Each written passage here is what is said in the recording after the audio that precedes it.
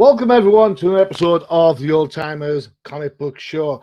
I'm your host, Johnny the Machine Hughes, and as always on this show, I'm joined by a couple of old timers. We have the Professor and we have the 13th Crusader. Hi, Gentlemen, Johnny. How are you? Buenos dias. buenos dias, senor. Let's get this out of the way dead quick. Did you enjoy the Super Bowl? For we have not spoken since the Rams over the Bengals. I thought it was all right. Matthew Stafford getting one. Hey, more power to him. So it shows that he was just trapped on a bad team, yeah? Yeah, you could say that. Yeah. What about you, 13th? You happy that Stafford won one for I the? did. I did pick the Rams to win, although part of me said, "Hey, if Cincinnati won, I would have been okay with that too, because that town suffered long enough." Yeah, that's a shout. But I one thing's for sure, they will be back. I think they're that good. well, they said that about Dan Marino, didn't they? That's all I'm saying. Just saying. I went to bed at 13-3 Rams, so that was something like 1 o'clock my time. So I was like, right, I'm done. I went to bed. More filmy, I guess. Did you see the halftime show? I've seen the halftime show since. Yeah, it was really good, really good. Apart from the miming of a certain rapper that kind of spoilt it. But yeah, what are you going to do, right? I thought it was. I thought it was good. It's probably the best one that we've seen in at least 20 years. So yeah. It's no, it was definitely a good show. Definitely Love the stadium. Yeah, it was good. It was, you know what? I think it was a good advert for the NFL all the way around. So that's pretty much what you want, isn't it? Yeah. All right. So that's it. No more football talk, at least until free agency begins and ends. And of course, you've got the draft to look forward to. But that's a whole another ball game. And of course, baseball season's just around the corner. But before we get there, Is it? If they resolve the strike, maybe tomorrow. Well, who knows? Who knows? You know, it reminds me when the NFL struck even the second time round. They had replacement players. Do you remember? I do. Yeah, good old Vince Evans with the Raiders.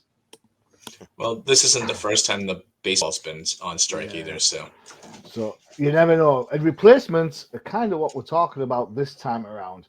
We are talking about replacement heroes. The heroes that have replaced the standard bearer of the hero world. Of course, we all know things like Dick Grayson replaces Batman at some point. 13th will bang on about how Azrael became Batman for a while, because I know 13th loves a bit of Asbats. Is that right, 13th? Absolutely. Yeah, cool. What a great moment when Chuck Dixon and Graham Nolan told me that when they worked on Asbats, they meant for no one to like the hero, and I'm like, I did. Yeah, well, of course, we've had umpteen different, Captain Americas, what at least, even going back to the commie smasher of the 50s. Before that, after that, we had Nomad, we've had US Agent, and so on. So they kind of retcon that 50s cap into a replacement, huh? Yeah. So, of course, I suppose the granddaddy of all the replacements, it could be argued, is the Human Torch from the Fantastic Four. Yeah, no, I think the replacement's Hal Jordan. You or think Barry Allen? You think those are? Wow. I think I see that now. See, this is where you kind of open up this can of worms, right? Because when we started talking about replacement heroes, I was like, geez, almost every hero at some point has been replaced by another. And that's, what, for good or bad, right? I mean, everybody thought, I didn't think Asbats was very good either. I didn't think Asbats was very good. But, Hal Jordan and Barry Allen were replacement heroes, whether or not you think Golden Age or Silver Age, right? Yeah. But eventually, I think DC does it best with their legacy heroes, where they kind of replace the, and we'll talk about my favorite legacy hero in a minute, but Marvel's not so good at it, and I'm sure we'll get into talking about that. So, don't forget villains replacing heroes as well. Go on, 13th. So, Red Skull as Captain America. Anybody remember that? No. Yeah. in the Yep. issue 300, Yep. Issue placing Steve 300. Rogers. Yeah. Okay, cool. And if we can get out of the timeline here and do Doctor Doom as Iron Man, right? Well, sure. I'm surprised we didn't have a Doombot in there replacing Doctor Doom from a Or certain somebody. Doctor Octopus as Spider Man. Hmm. Yeah. I told you Oh, Marvel wasn't as good at, but those were a couple of good ones. I mean, Lady Thor replacing Thor, Lady Oh Daredevil well, replacing Daredevil. You but I know. mean, it's not even so much as a replacements now as more of like what flavor ice cream do you like, right? Because there's like a thousand different Wolverines, a thousand different Spider-Mans, a thousand different Captain Americas. Yeah. You pick it. Yeah. What race do you want? Do you want a black Cap? Do you want a black Iron Man, or do you want Yeah. a black? It really is it for Marvel's side, Yeah. kind of like a just a who what kind of demographic do we think we can nail with this hero Mm. using the branding that we've already established from 50 Yeah. years ago. Yeah. Let's throw Chameleon in there too. Right. How about Craven? Yeah. Craven replacing Spider-Man in Fateful Symmetry. Exactly. Yeah. Exactly. I can't believe it's just dawned on me. I could have picked Julia Carpenter replacing Jessica Drew as a Spider Woman. I Yeah. love them both. I did like Julia Carpenter as well. And then you can go into is it just the name that they keep? Right? So Yeah. Captain Marvel, you could do Marvel Mm. or Carol Ant-Man. Yeah. or Monica or Janice Bell. Are we? You can Oh keep no, going, right? Give yourself a I'm headache. getting a headache. I'm getting a Yeah. headache. All So right. Okay. So we've chosen three. These are probably aren't the three that you think of when we talk about. Well, I know mine definitely isn't. These aren't the ones you probably think of. Although one of them is an absolute steal as a legacy. Um, we're going to start off with this bad boy. This is Flash Volume 2, Number 1 from June 1987. Now, if you really like this book, you need to find a friend who lives in the UK. Because the UK are selling this book, on eBay for around £7. All right. really, Yeah, £7. In the States on Go Collect, they have this down as a $65 to $75 book.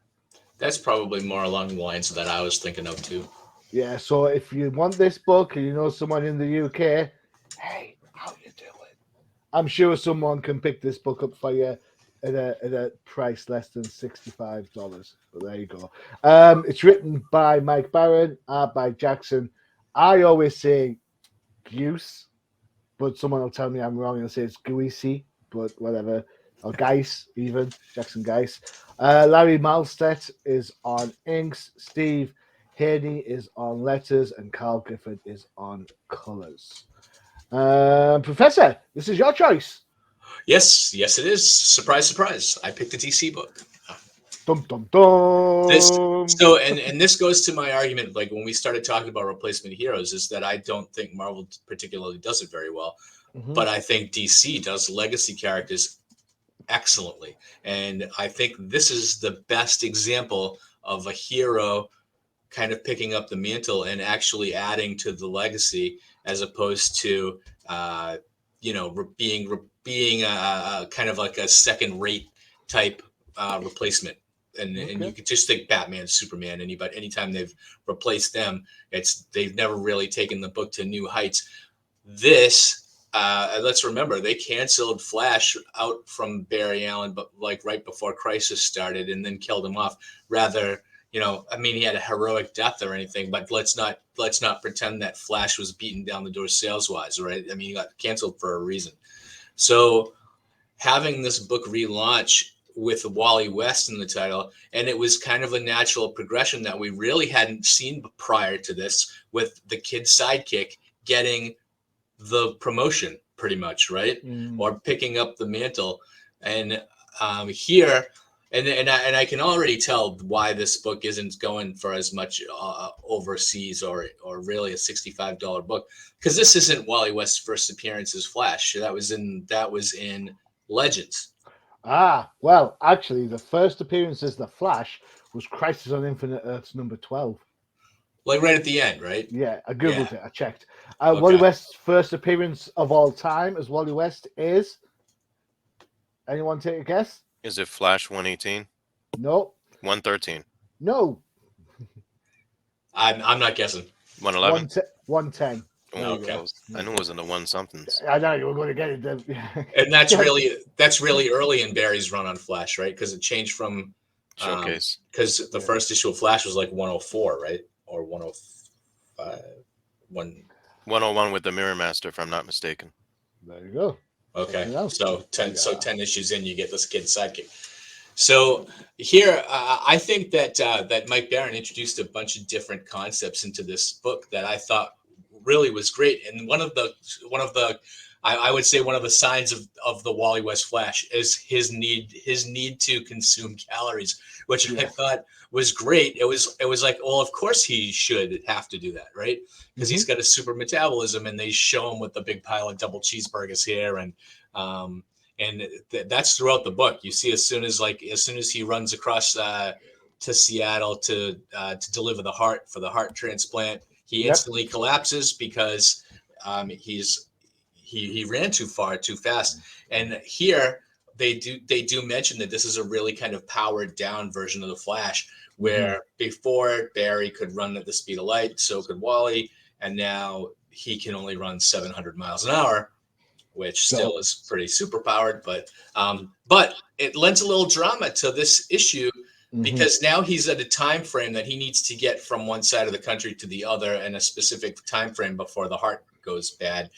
Plus, they reintroduce Vandal Savage into what's now this rebooted post-crisis universe, which I thought was he was kind of an excellent foil to Wally at the beginning, right? Because Vandal has turned into kind of like a dark side type level villain in DC, and here, this was the first time I ever saw Vandal Savage. I didn't know who he was. I thought he was kind of like Dracula or Count Nefaria.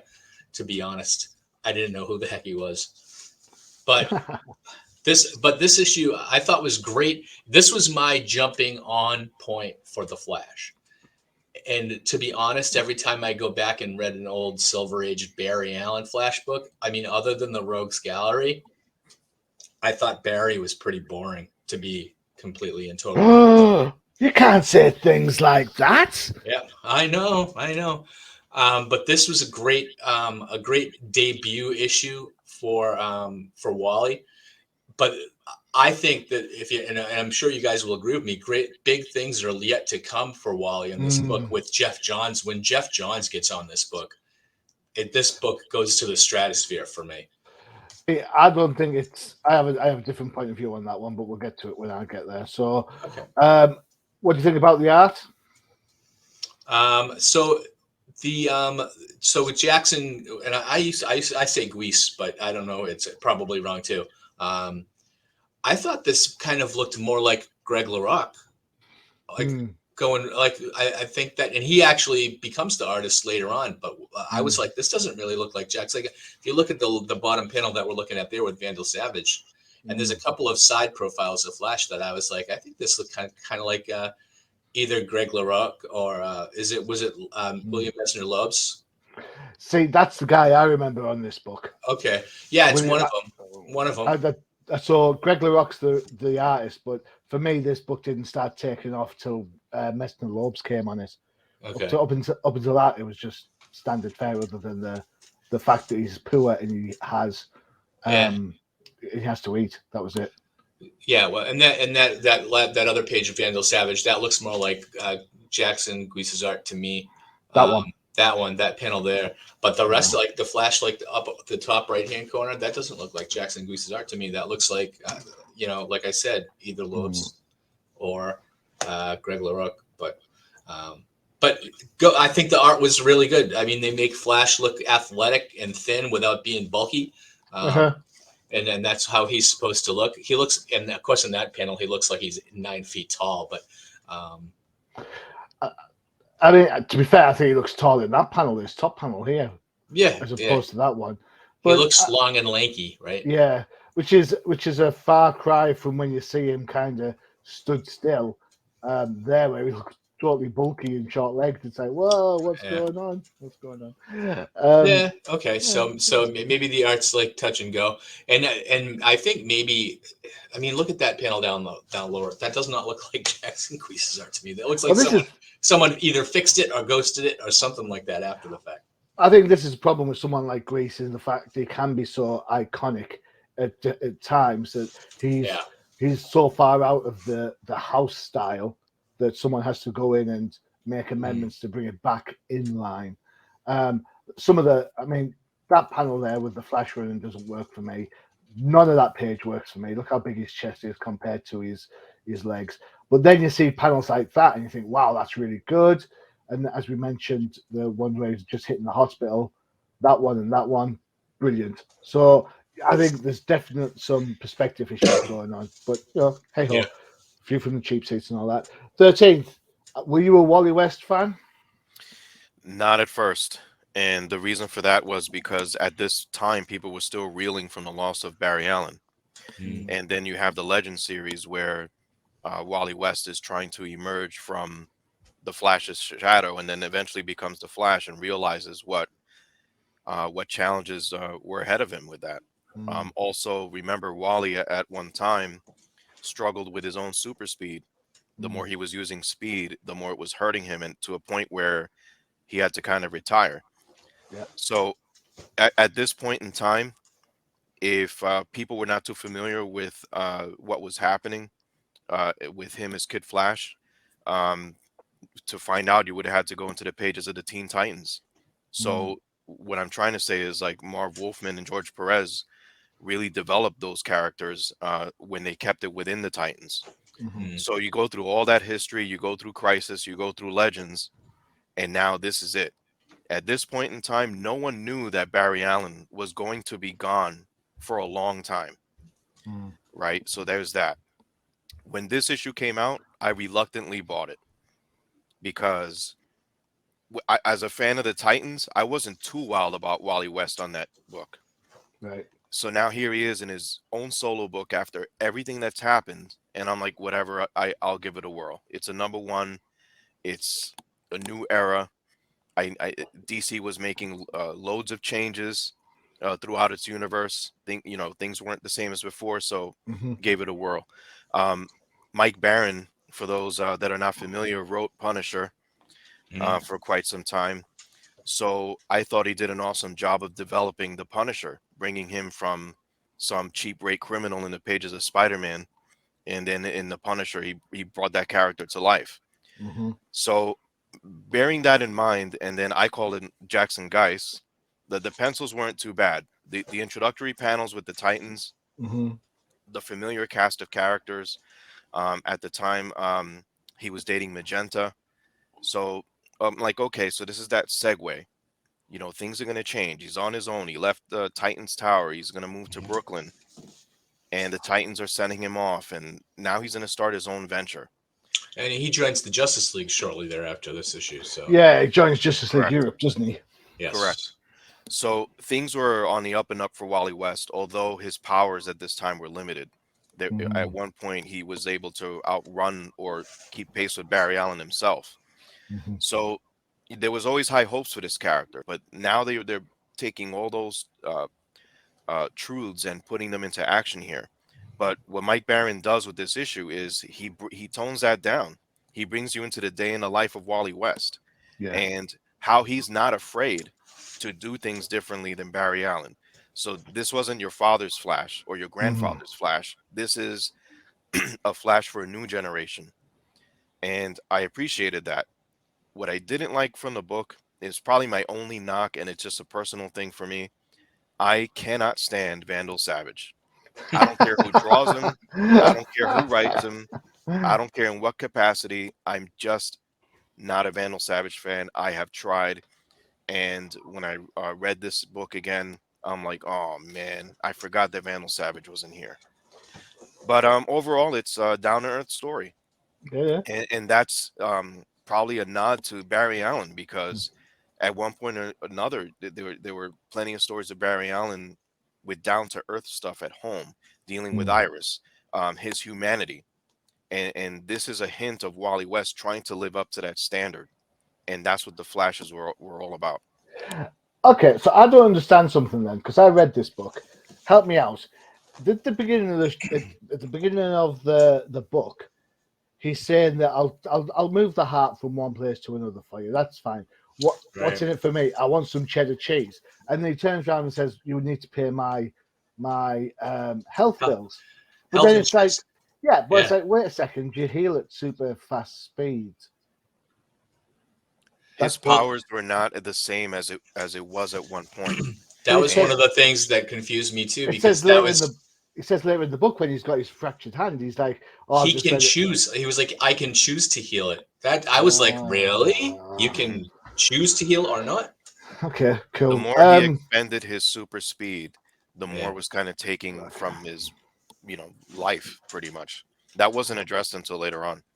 So, Yeah. um, what I found interesting about this book is for all you young timers or first timers out there, if you go and check out the Young Justice episode, I think it's called Cold Hearted. Um, it's in the episode Cold Hearted from Young Justice. It's Kid Flash's 16th birthday. He has to take a heart from one hospital to another whilst the rest of the team battle loads of villains. He gets interrupted by Vandal Savage and he ends up sorting the heart out for the Princess of Moldova. Is that Moldova? Is that the one I'm thinking of? Market. Where's Geoforce from? 13th. Markovia. Markovia. It's Markovia. There you go. So you know what? They've used this issue as a kind of stop for that episode. What I would like to point out, I've just zoomed in a little bit there. Check out this crossword puzzle. Can you see who's on there? Oh yeah. Yeah, look at that. You've got some Giordano. You've got some, Yeah. or Orlando yeah, Garcia. some Dead Man. You've got some Truman. You've got Joe Kubert in there. Oh, hey, I see Jeanette Car. Khan's name. Yeah, Yeah. I see Jeanette Khan there. Yep, spot on. Nice. O'Neill spelled wrong. Oh, yeah. That's why it's. And what's the end of it? What's it supposed to be? I have no idea. It's like O'Neill and this. Yeah, he's just making it fit, isn't he? And Yeah. yeah, Dead man. Dead Man's in there. Yeah, it's interesting. I don't know who Heath is. Any idea who Heath was? Yeah. Heath Ledger. That's fine. Why so serious? Yeah, so for me, as I said earlier, I think I enjoyed the Wally West Flash, but only when Lesnar Lopes came on it. Lesnar Lopes came on the book. I enjoyed it better then. What about when Jeff Johns came on? I thought that was the best Wally West. So I'm not overly as enamored with Johns as everyone else seems to be. Jeff Johns came on to Flash while I was out of comics, so I wasn't reading at the time. I have got a smattering of Jeff Johns on Titans, which is pretty okay. But I'm not always sold on him. To be fair, sorry. No, it's fine with me. Sorry. You didn't hurt my feelings. To be fair, I probably didn't hurt his either. But hey ho. All right, before we jump onto our second book, which is going to be the 13th, it's time for one of our funky adverts. You know what? Have a listen to these. See what you think of this one. Let me ask you a question. Are you wanting to read a new comic book that has nothing to do with the big two? Are you tired of looking through countless titles and have no idea where to begin? Well, don't you worry, because the Random Dude Josh and Johnny the Machine Hughes has the podcast for you. Flipside Focus, only on the Undercover Capes Podcast Network. Yeah, well, that's some chilled out music, isn't it? Just about. You're on everything, aren't you, Johnny? I am pretty much. I am UCPN. I should get tattooed somewhere, shouldn't I? He has life model decoys. I wish. I'm not on everything. I'm sure. I mean, fair enough. I guest starred recently on something that was good fun, but other than that, It's just my normal regular self. It's fine. It's cool. All right. So next up, we have 13th choice, and we are going with this little beauty. There you go. This is Iron Man number 170 from May 1983. Again, if you know somebody in the UK who can help you out with this, you might be in for a bargain. This sells on a certain bidding website between 10 to 15 pounds. Really? Yeah, on Go Collect, it's 60 to $220, dependent on condition. All right. Written by Denny O'Neil, art by Luke McDonald, inks by Steve Mitchell, letters by Rick Parker, and colors by Bob Sharon. 13th, why this one? Why this one is because this was among, I would say, probably among the first 13 comic books I've ever owned. True story. And the cover, it just spoke to me.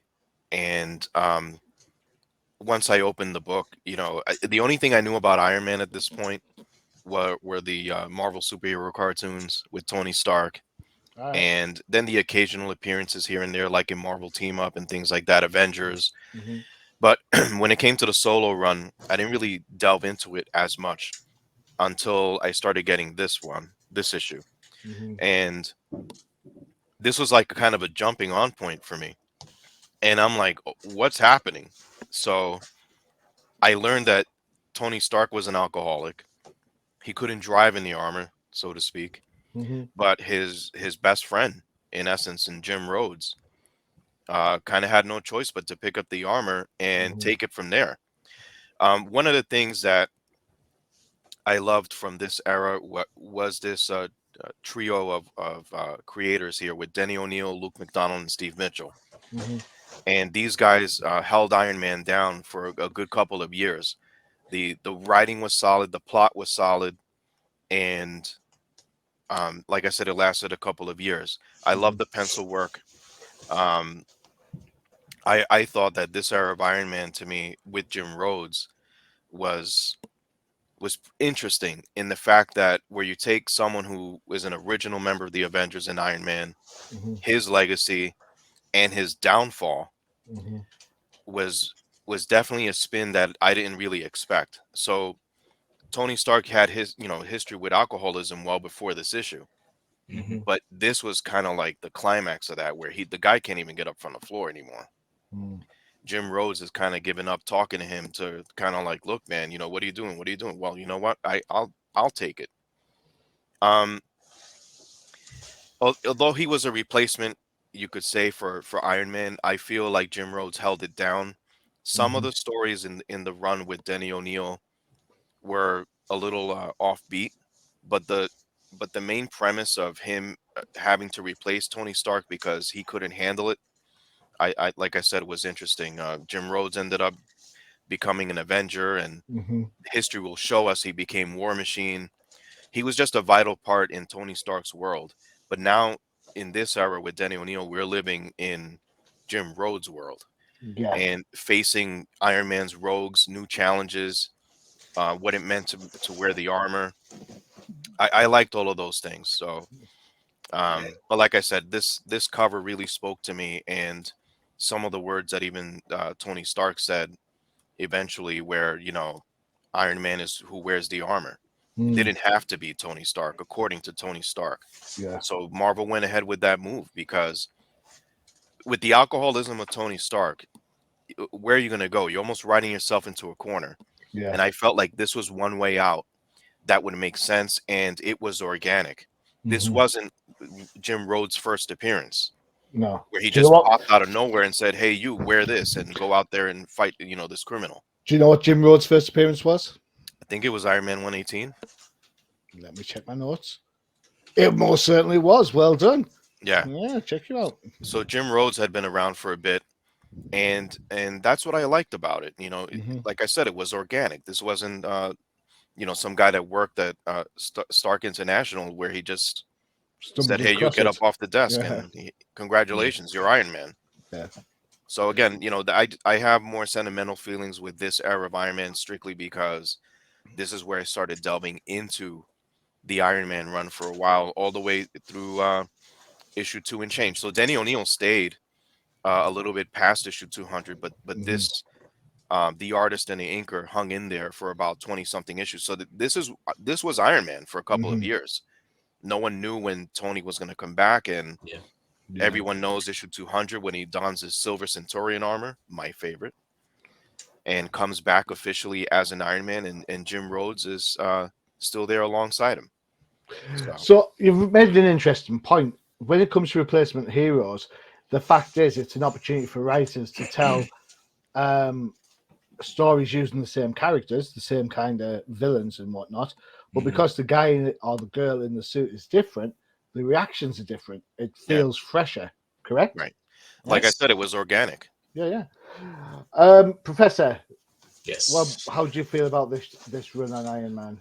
So yeah, and I love your pick 13 because this really was the first time. This was an experiment for Marvel, right? This is the Hmm. first time that they've replaced a hero, like flat out replace him, and not written, and didn't even write Tony Stark off. He's still in the book, Mm-hmm. and just have Rhodey as Iron Man. And Tony right here, like, I mean, you can already tell this. He can't update the armor or anything. So you know what Rhodey has to. They have to introduce new characters that are going to find out who Iron Man is, and Mm-hmm. the technology and everything like that. So there were already opening doors here, and let's not uh, play down the fact that they replaced him with a black character, which in Marvel still not a lot of black characters in 1983, Hmm. right? You see, you have Power Man and Falcon, and even Falcon's really kind of not around every month, but just Power Man at this point. Black Panther's not around every month either. So I thought this was a great choice, a great story, and it really did kind of fly under the radar that they placed him with Rhodey for almost 3 years, right? Hmm. And that was, it was not a quick switch. It wasn't a quick 5 issue storyline or anything like that. This was Rhodey was Iron Man for If a I could while. just interject for 1 second, I kind of look at this more as a role reversal between Jim Rhodes and Tony Stark. For sure, yeah, yeah, yeah. That's so that, and then I mean, Denny O'Neil did a great job with Iron Man for the past couple of years. So, um, when I think of Denny O'Neil, I really do think of Jim Rhodes as Iron Man. I don't think of a lot of his Batman stuff. Wow. Yeah. So Okay, cool. I enjoyed the story for what it is. This is a major turning point for Iron Man. What I don't like the art on this one, I'm afraid. Um, the perspectives are all over the place. I mean, this shot here, where his helmet and stuff, his hand, there's something going on with his arms. I'm not sure if Luke McDonald's got it down or whatnot, or if it's a style, but his arms seem to change length throughout the book. hmm. Um, I mean, look how long that forearm. I mean, that's not even a full forearm, and uh, I mean, this panel here with the supposed to be shown in like in the forefront. No, um, It's funny you yeah, mentioned him removing the helmet. That was actually a pose that was used quite a bit in a number of panels over the next 20 issues. They always show but Jim Rhodes taking the helmet off, kind of like that. as, but the arms just look awful. And then halfway through the book, you get this beauty here. What an absolute gorgeous panel that is there. And you think, wow, the shading on the helmet works really well. And you think, yeah, now I'm into it. I know what's going on. And then before you know it again, it's all arms again, and you're kind of like, what's going on? Um, it's it's interesting because you've got for me, I'm not sure if it's more about Rhodes or if it's more about Tony Stark because of Tony Stark's issues that he's gone through at the time. I don't know. Mm. Um, but I will say this: a lot of Tony Stark's Iron Man stories from this run onwards. 13th, you said it was organic, which is Mhm. ironic because it's supposed to be a Tin Man. I, I think a lot of them are organic when you think about it. You've got You've got the Armor Wars coming up, Mhm. which is again, it's an organic thing that takes a while to build to. Right. You know, it's Well, not just to prove your point right there, you have Obadiah Stane in here, and that didn't culminate until issue 200, where he mm. fights Iron Man as the Ironmonger and actually kills himself. So he had really been a thorn in Stark's side for quite a number of issues. So so I think the plotting for the long term, I think was a benefit to this book. Hmm. Um, because Iron Man maybe wasn't selling as much as the big books at the time. I mean, this is '83, so '83, what's selling? Spider Man, X Men, Well, maybe Avengers. if I can mention something, Go for it. so 6 months previously to this book coming out, one important thing happened in comics, and that is Mark Grunwald got promoted to editor, and he Yep. took over Iron Man, Avengers, Captain America, Thor, right? Okay.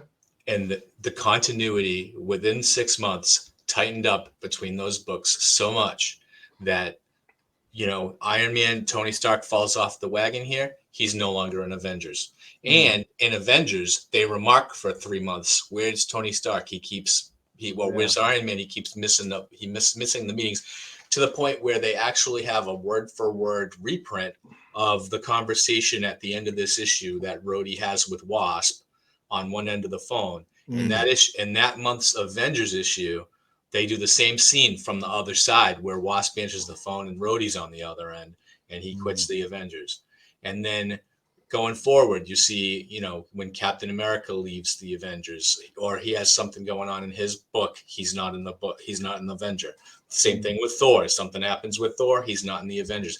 Those tight continuities is Mark Grunwald taking control over his books and making sure that everything's matching up, which we don't see anymore. Right. Agreed. So, Absolutely. yep, 100%. So that to me, I think it was Mark Grunwald guiding the ship pretty much, and that's why X-Men, Spider-Man, those are still the top sellers here.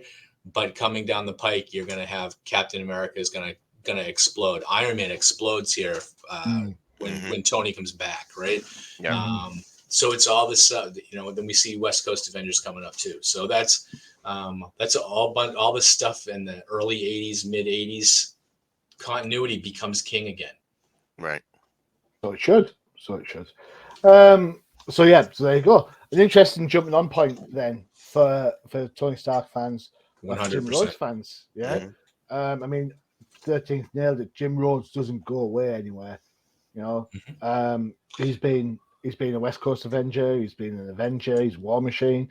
Yeah, He's he's yeah. To been the point that they can't write him Force out, right? Works. They Yeah, couldn't. They couldn't write him out of the book when they brought Tony back, and you thought, yeah. there was because he had his own fan base at that point that they wanted Rhodey. So Oh. Currently he's dating Captain Marvel. Hmm. So there you it's go. true. Yeah, There and you he was go. never really deemed a sidekick, which is another thing that I appreciate. You Yeah, know, that's a good this was show. his boy. He was in the military. The guy was in the military. Hmm. He's a Mm, vet, and he was Tony Stark's confidant. He trusted him with everything, including his armor. Yep. He may have been drunk, but he didn't.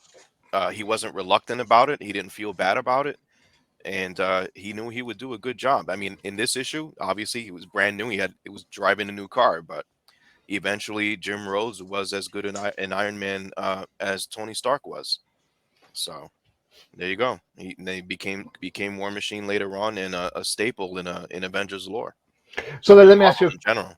let me ask you a quick question. It's a little bit outside our normal purview for old timers then. Are you happy with the way that the MCU has treated Jim Rhodes? Well, they Uh, replaced him with another actor, so there's that. Yeah. No, no. no complaints though. I like the Don Cheadle version of Mhm. War Machine. I just think that the Iron Man movies, the solo Iron Man movies in itself, kind of captures that relationship, and they do touch on Iron Man's drinking problem and Mhm. how these guys can be at each other's throats, but when Mhm. when push comes to shove, they both don the armor and get to work. Yeah. You know, they know that they need each other. They're kind of like each other's anchor, if you will. That's why I again, like, I'm glad they never use the term sidekick or your Iron Man Part 2 or Iron. You know, that's what I liked about it. Like, it was so organic, and I think it really stems from um Jim Rhodes' early appearances when he's, you know, introduced to fans. But this, Mhm. from this point forward, from this issue forward, this is where it really starts to get cemented. This is another Mhm. level. This is not just Tony Stark employer to Jim Rhodes military veteran consultant. Mhm. This is a different level now. Hmm. So they become brothers in arms. I just think I sometimes think that the Marvel Cinematic version of this character is played for laughs, especially in Iron Man 3, and I personally don't like that much. So Well, I think the true proof in the pudding is going to be the Armor Wars show that's going to be coming out on Disney Mhm, Plus with mhm. starring Don Cheadle. there So you go. We'll we'll have that. see. Cool. Right then. Oh, it's time for Johnny's pick. Let's go. Well, I like to think outside the box, right? Yes. So you wanted to talk about a replacement hero that nobody cares about. Well, I could have done Batman, but what was the point of doing that, right? Yeah. I honestly thought you were gonna go with Azrael, and I I thought you didn't were going to pick go it. with Robin. I thought you were I going to was pick a different That's never, right. Robin or Yeah. something. never. The only Robin I would do was Stephanie Brown, but Yeah. Stephanie Brown, Robin, I don't think falls within the remit of the show, so I couldn't do that one. Hmm. Yeah. So that was out the window straight away. So there is a logic to this. So while I was reading something, someone bought me a book, like one of those, Marvel Encyclopedia style books. I Yeah. think it was my sister for Christmas. So thanks, Kirsty. Mhm. I'm blaming you for this. Um, and then there was something about this character, and I was like, oh, I didn't know this. And then that got me thinking, right? And then, of course, I went and I actually bought this. I have this comic in my collection. Um, Me too. Alpha Flight number 32. And the reason part of this was I thought to myself, oh, I want to read something John Byrne that isn't X-Men. And I thought, well, what's he done? I'm not a big fan of She-Hulk, so I can't be doing that. The Fantastic Four issues will be too expensive. I'll go for something like Alpha Flight because it's cheap. Lo and behold, I picked this one up because I like redheads. So I picked this. And it's written by Bill Mantlo. Yeah. Right. Yeah, So, John Byrne left on issue 28 or something. yep. So I by John Bogdanovo. What Sorry. that was? How go on then? I would say Bogdanov. hmm Well, Google has it my way. I tracked it before I started. Oh, Jerry okay. Taliok as Inca, Jim Novak, letter Bob Sharon's on colours, and of course, Mr. Mike Mignola as your cover artist, who somehow has drawn a pregnant-looking character there. All right, so the reason why I picked this book is it is a new Vindicator, a new Guardian for the Alpha Flight. That's right, Heather Hudson has replaced her presumed dead husband, James McDonald Hudson. Heather Hudson's first appearance. Anybody? Was it an Alpha Flight 1? Nope. No, is an X-Men 120. Oh yeah. X-Men 139. Ah, There you go.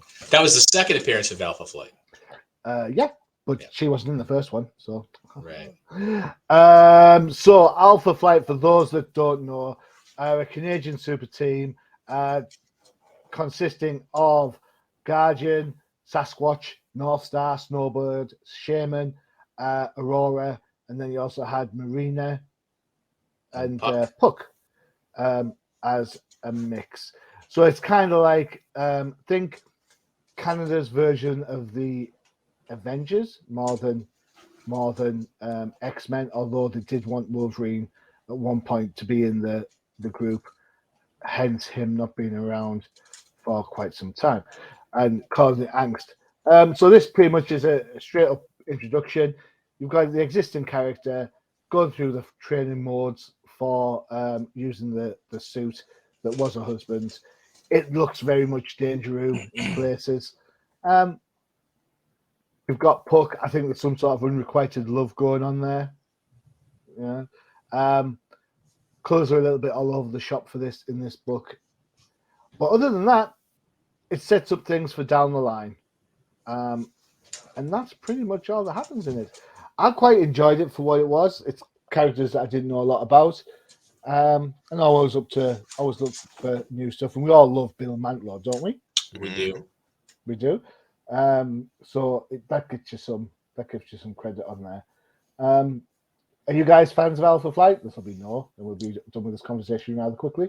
No, I actually liked Alpha Flight. It Post was burn or I think Alpha Flight did D-list team better than the Defenders did. Well, those are Ooh, fighting words now, I was Yeah, Professor. gonna no, I say know, but I think they lines did. have been drawn. I think they did. Mm. Yeah, Johnny, you got to stick up for your champions. Yeah, yes, champions are the best. How many issues did Alpha Flight last? Uh, and having volumes, it's Marvel, remember? So Well, not as long Uh, as Defenders. I think Alpha Flight only had a couple of volumes, but the first volume went like 135 issues or well, something what like you that. got to remember is Alpha Flight also had the first gay marriage in comic books. Yeah, what 107. first openly gay character in Yeah, North Star. yeah, Yeah. 107. I think it was when they got married, and that caused all sort of holy hell back in the day. Hmm. Um, I don't know. I think long term, the reason I did some research, and apparently the reason why John Byrne left the book is because the characters weren't that didn't have a lot of backstory, didn't have a lot of stuff going on for them. They were just kind of, not well thought out or not well created or crafted, which makes me ironic because surely that's your job, John Byrne, to make them like that. That John Byrne created the Alpha Flight and brought them into X-Men. So then surely So it's up to you to, right. to But that would sort be them. for me. I think that that's a good reason to be on the book so that you can flesh out the Yeah. characters and get that. And that's one of the reasons I like this book. I mean, 32 issues in, and this is the first time we have like a real big expose on Puck. This really isn't. I mean, this might be the first appearance of Heather as Vindicator, but this is really a Puck centric issue Mm. where you find out that he's got this demon inside of him, which is why he's a little person. Which, I mean, don't get me into that. This is like why he's suffering. It's because he's got a demon. He's really a 6'6", 100-year-old treasure hunter. But the thing that I liked about these characters was there's no template to them, and you Mm. could basically write what you want with no kind of. I mean, nobody's looking over your shoulder to make sure you're treating the characters right. You can basically do what you want, Mm. and that's basically what happens throughout this whole series. You have the opening lineup that you were just talking about with Snowbird, Shaman. Mhm. Those Shaman's not in there anymore. No. Sasquatch is dead by this point. Mhm. Guardian's dead. So I'm just like, okay, so I mean, this anything can happen in this book Mm. because who really cares about the characters at the end of the day?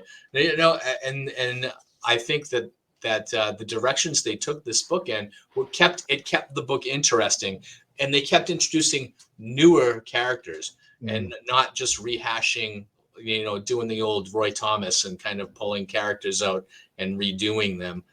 But not really creating new ones. These were all new characters and new Mm. Canadian characters, and I don't think it was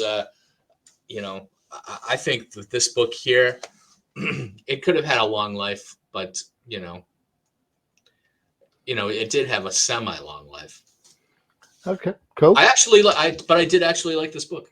Good. Excellent. Good shout. By the way, prices for this range from 90 pence to £2.50. I know it's £2.50 because that's how much I paid for it. So Wow. yeah, Okay.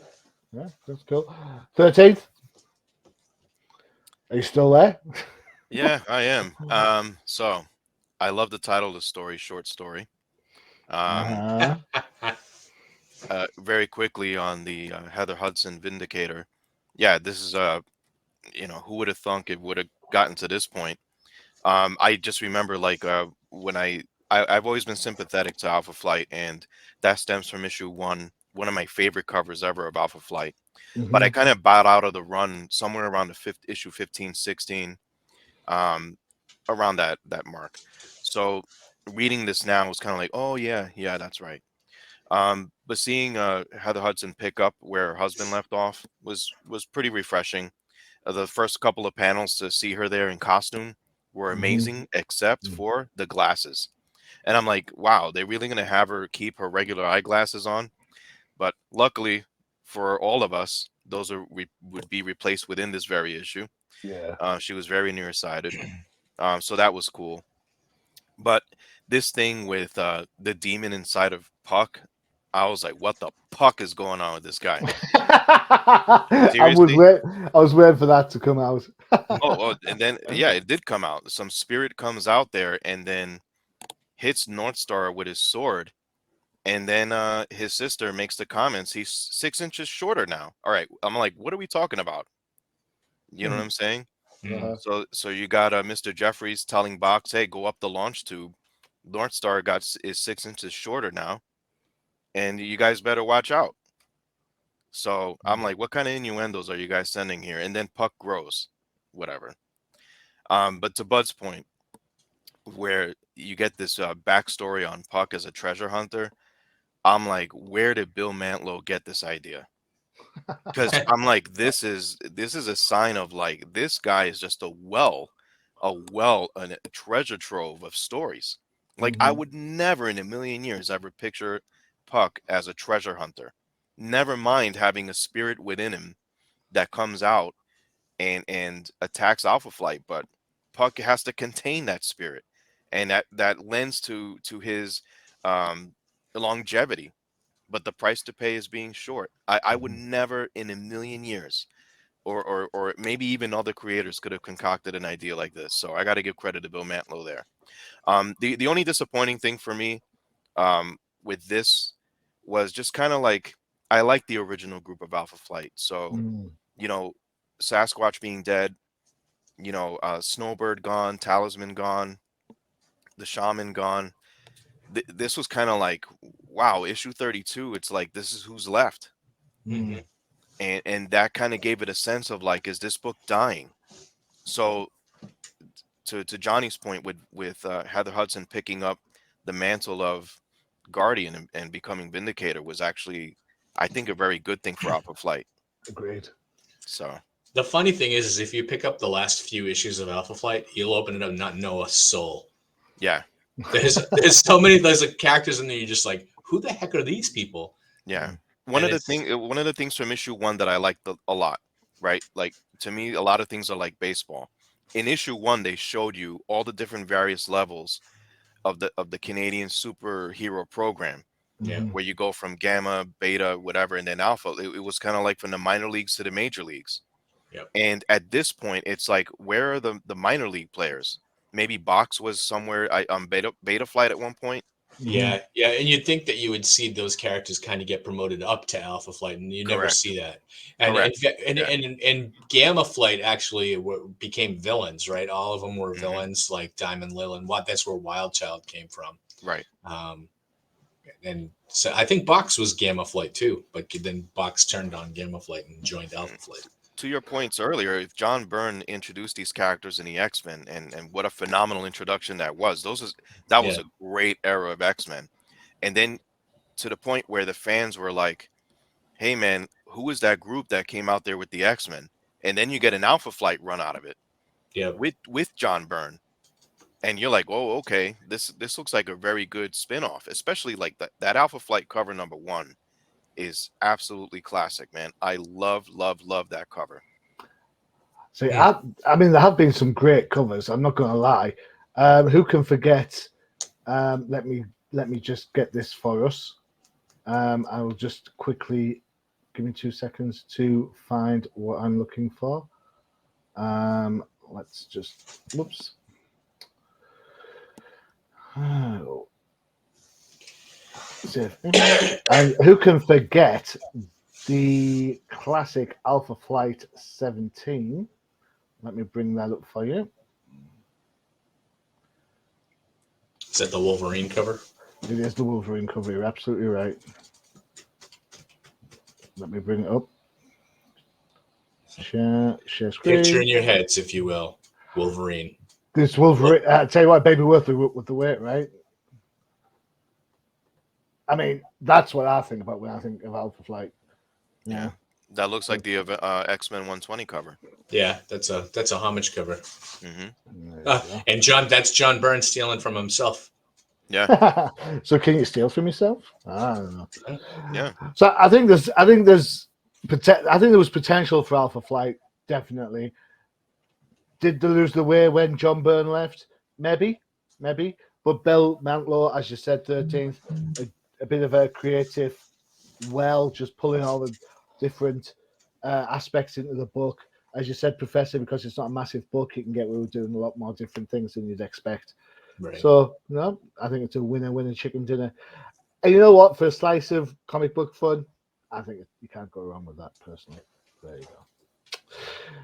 Right, that's it. That's your 3 books for this time around. That's your 3 replacement heroes. We've had the Wally West Flash. We've had the Jim Rhodes Iron Man. We've had the Heather Hudson Vindicator replacing Guardian. There you go. All done and dusted. If you have your own favorite replacement heroes, by all means, let us know. Get in touch with the show on our Twitter. The banners will roll across in a little bit so you can see how we can do that. He says looking for them and then can't find them for love nor money. Why they are. Boom. There you go. So if you want to get in touch with any of us here on the show, those are our Twitter handles. Just drop us a message. Tell us your replacement heroes, and we'll certainly have a look at those. Bud had a great idea for a show coming up. So we'll delve into that after this show and get our thoughts on that. And don't forget to check out UCPN for all your favorite shows, including Professor. No Prize Podcast, all about Marvel Comics, Disney Plus, and the MCU. And of course, the Definitive Crusade, where you get the same sort of spiel, but all about DC Comics. There you go. Cool. So, all that's left for me to do really is thank you, Professor. Thank you, 13th. Of Thank course. We will see you in a fortnight. Keep checking out those bargain bins for those comic books. You never know. You might just be able to get yourself a decent copy of Alpha Flight 32. On it. All right. This is Johnny Machine Hughes. Adios.